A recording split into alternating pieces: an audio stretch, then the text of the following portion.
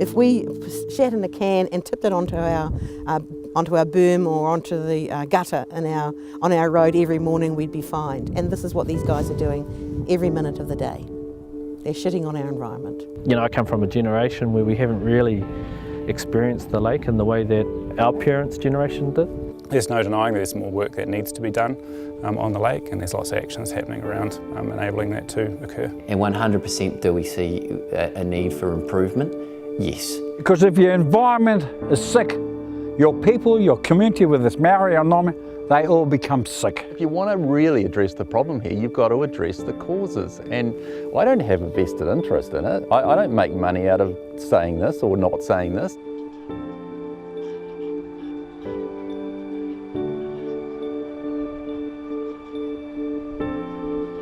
It's the lake that's dividing a community. The demise of Lake Horowhenua has been on the radar for decades.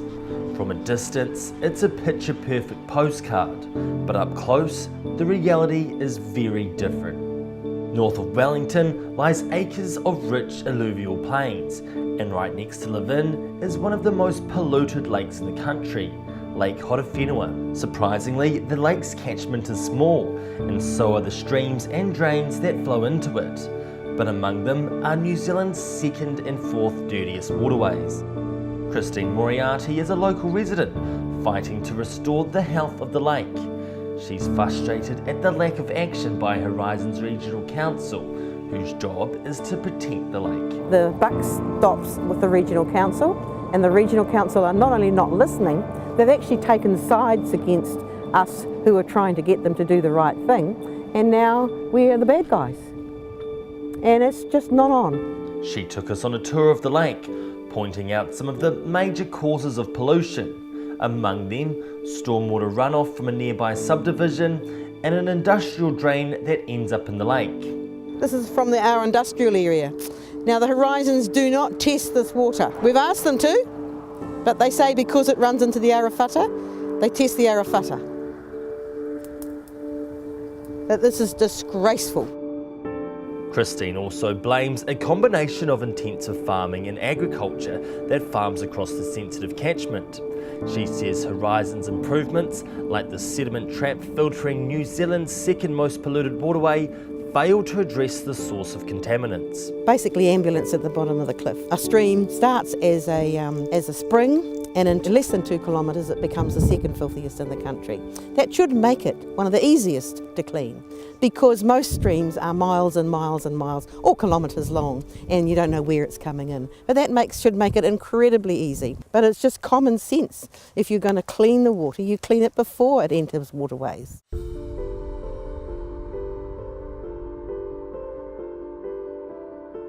Logan Brown is the freshwater manager for Horizons Regional Council.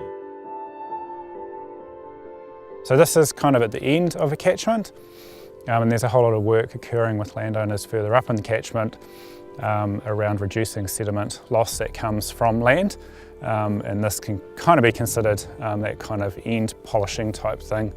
But once again, sediment trap, quick to build, 6 months to construct it and have it operational. But land use changes further up in the catchment take a longer time to kind of be implemented. So some short-term stuff we can do straight away, so this is this intervention, and then some long-term stuff happening further up in the catchment. Another solution proposed by Horizons is a weed harvester, which clears the noxious weed that covers the lake each spring. If cleared before the dead weed rots to the bottom, it hopes to stop the toxic algae bloom in summer. It seemed like a good idea, but the weed harvester was stopped in its tracks by a few locals who objected to it. It's one we've been trying to get in place for the last 2 to 3 years, and have had legal challenges a lot of the way through there. That is one of the ones that weed harvesting put in place. It breaks a cycle that occurs within the lake. So if we can do that weed harvesting, that toxic algae won't be there. There will still be algae in the lake, but it won't be toxic. Logan says the solution is to reduce sediment, which contains nitrates and phosphates running into the lake. There's no denying, you can look at any of the data, that there is a need to do more. It's just what that more is a good question. I don't know if we necessarily have the answers for what that more is. People can always do more. It comes down to a cost thing, and people will do stuff as budgets or regulations require. and there's other things happening further up in the catchment that we all know will help get us there.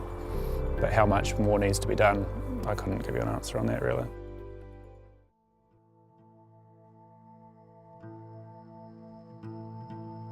The lake is owned by the descendants of a small group of Mopoko tribe, who set up the Lake Horowhenua Trust to administer it. I've never really swum in the lake, and my children have never really been down to the lake because of all the negativity and the issues with water quality.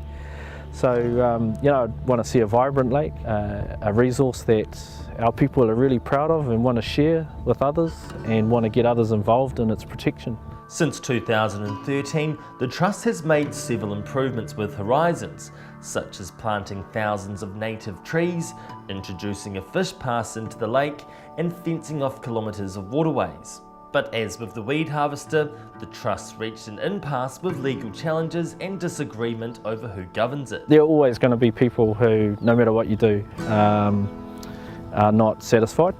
And you can kind of understand that. Some people have genuine reasons for that and others are disingenuous, and that's unfortunate, but at the end of the day we've got a mission here. While the owners wait for that legal process, one thing they can all agree on is that it's taking too long. You know, we kind of share that impatience really, and I understand where it comes from. You know, we want the lake cleaned up and we want it done yesterday. Lake Horowhenua is dying, says DOC, Department of Conservation. Well, that was in 1992, but look at the lake today.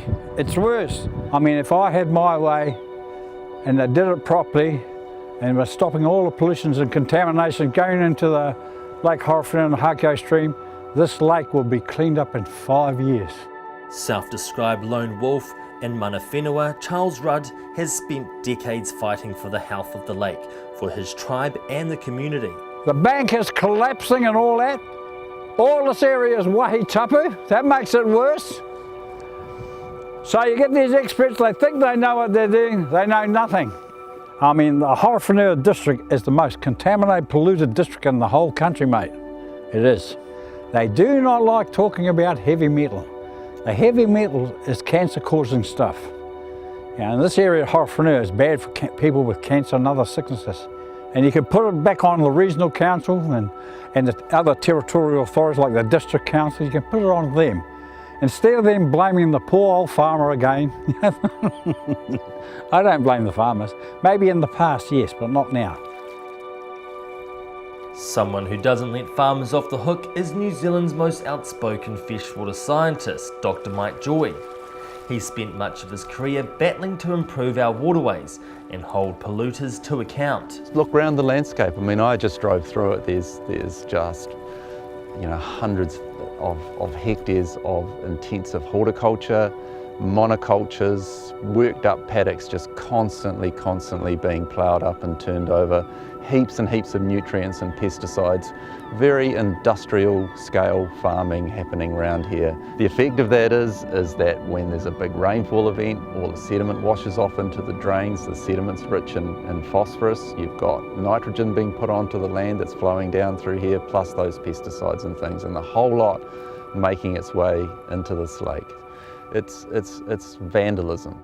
And he agrees once the pollution gets to the lake, it's too late. You don't need to put a sediment trap at the bottom. You should stop the sediment from coming in right through the catchment. I mean, this is valuable soil that's being washed off here. This is our future. That just proves the short-termism, that the idea that you just catch it at the bottom rather than not losing it from the landscape in the first place. And exactly the same with the nutrients. Joy says it's not just farmers that need to accept responsibility. If any district council or city council thinks that it's acceptable to have stormwater run straight off into a body of water, then they're totally failing in their role, you know. But I know what they're up against, because if they start, you know, fixing these things up and treating them properly, then there's a lot of money involved in it, and then it's going to be rates increases and they'll get voted out. So the system we have, once again, just encourages bad practice. It encourages living for now and leaving the problem for future generations.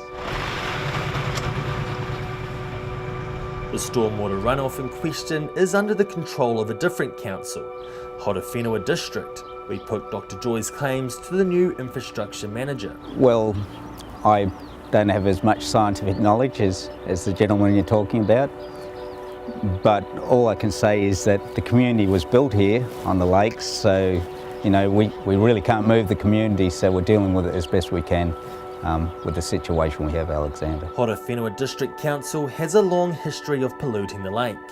From 1962, it dumped treated human waste into the lake for 25 years. Andrew Grant, who's only been on the job for 2 weeks, is already promising a fast and pragmatic approach to reducing pollution from Levin. So all I can say is at the moment, yes, there's a problem, and council's acknowledged it, so if those people have concerns, I can say, well, council's listened to you. They've allocated a large amount of money, and historically from my career, like, the amount of money allocated here is significant, and council's taken that on board, so if they are unhappy, council's been listening and we're going to do something.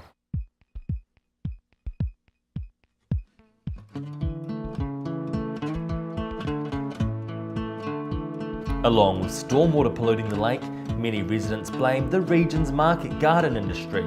Woodhaven Gardens is the biggest market gardener in the Horowhenua district, employing up to 250 people and bringing tens of millions of dollars into Levin. And 100% is it in the place that we'd like it to be? No. And 100% do we see a need for improvement? Yes. So, and we put our hands in our hearts and say we're going to do everything that we can while remaining economically sustainable and competitive within our industry to lower the impact that we have on those waterways, because we want to see them improve. The agriculture industry in itself brings over $100 million to the region and has been a lifeline for employment for a century. Unfortunately for the region, we have a very environmentally sensitive geography here, where you have a lot of land area draining into waterways that don't have a high level of flow, and therefore the concentrations of pollution can go up quite high without actually the pollutant load being very high. And that's an important thing for people to understand. We acknowledge the fact that we have an environmental impact in our operations, and we will contribute to some of the poor water quality that we see in the Arawhata Stream. In terms of getting solutions, it needs to be a real community-based solution though. There's no one enterprise or one industry that is 100% responsible for the water quality issues that we're seeing. Woodhaven has already made changes to reduce pollution, including retiring land, establishing buffer zones and sediment traps. This is an example, and it's not going to look great, but this is the realities of market gardening, is that there is mud and there's turbidity in the water. But of a really simple mitigation process that can help a whole lot of silt and stop it from entering the waterways. So we've got these silt traps sort of every 10 or 15 metres throughout our drainage network, and what that does is that slows the flow of any water and lets the silt start to drop out the bottom. Now you can see here the amount of silt that we then stop from entering the Arawhata Stream and Lake Horowhenua. Woodhaven are also planning an additional wetland and large-scale sediment trap that will decrease nitrate runoff by up to 90%. But there's a big stumbling block. Last year, the Environment Court ruled that many agricultural consents issued by Horizons were not lawful. That's left many farmers in limbo. Now, whether or not that it ends up that commercial vegetable growing becomes an economically viable and sustainable practice in this region, and we're able to achieve what we want with the waterways, I think that the jury is still out. There's currently no pathway to consent for vegetable production anywhere in the Horizons region.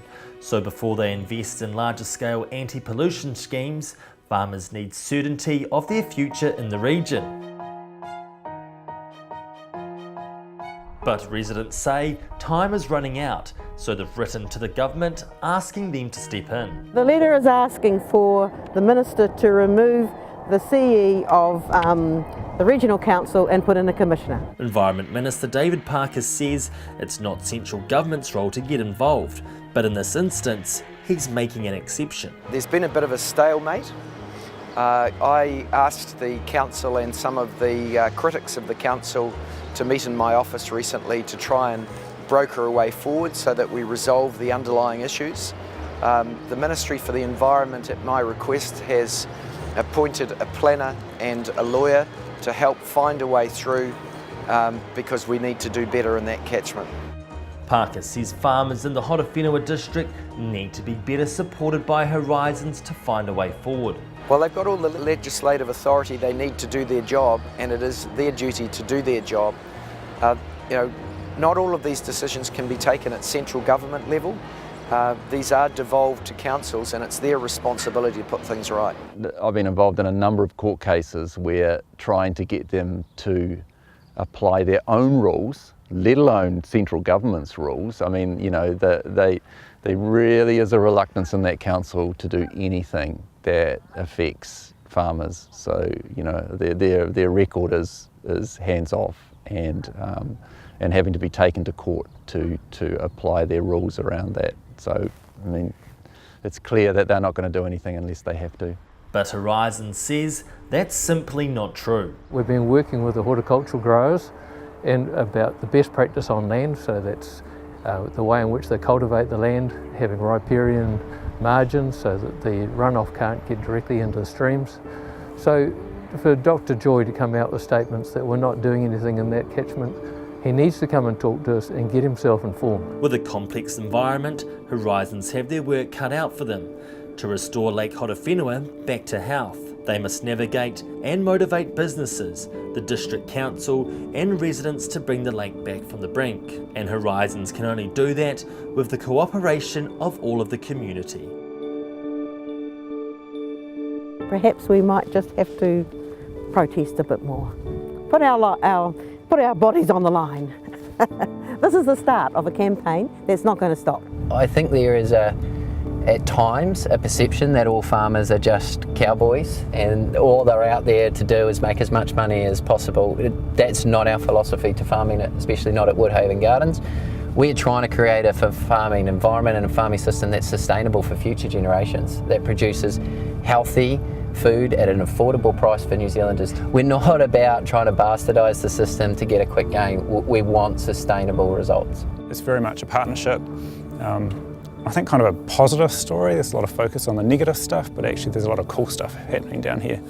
And it's easy to focus on the negative, but actually we should just put that to one side and do the positive stuff, because that makes a difference. I'm immensely proud of what we've been able to achieve over the last 5-6 years.